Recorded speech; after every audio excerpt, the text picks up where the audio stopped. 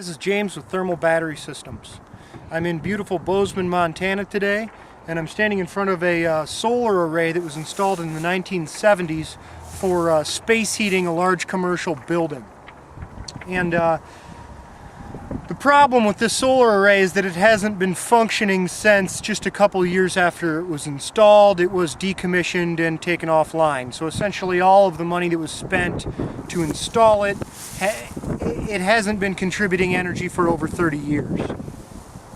Now, the reason I bring this up is because people have tried doing solar for space heating for a long time, and the challenge is always that the value is hard to identify because there's always a lot of solar energy when you don't need it and none when you do.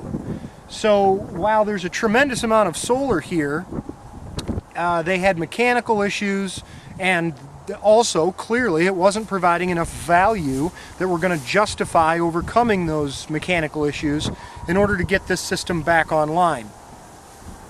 Now, if a thermal battery system were part of this overall mechanical approach to using solar thermal collectors to space heat a building, we would be doing a lot better and thereby providing a lot more value of the solar collector, and thereby probably justifying keeping them in service and not letting them be decommissioned within 3 years of their installation. And that's just simply due to the physics of how we use the solar collector. In this case, these solar collectors have to deliver the energy at a high temperature, in other words, a temperature direct to the distribution range. So if the building is going to require 120 or 140 degree distribution, then of course that's what these things need to achieve in order to begin putting BTUs into the system. Now, if we can accept energy as low as 40 degrees out of these solar collectors, we can gather a lot more of it and thereby get a lot more value out of the collector.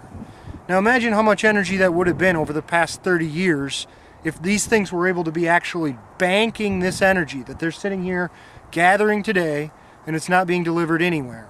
If they had somewhere to be putting that energy, if they had a large thermal mass to sink that energy into, and if you had heat pumps that could remove that energy all the way down to freezing and below, well then we'd be dealing with an entirely different dynamic than the one that they were dealing with when this system was first put in, and one that clearly did not provide enough value that justified leaving the system running. So when it broke, they let it stay broken, and it's been broken ever since. This is James with Thermal Battery Systems. Thanks for watching.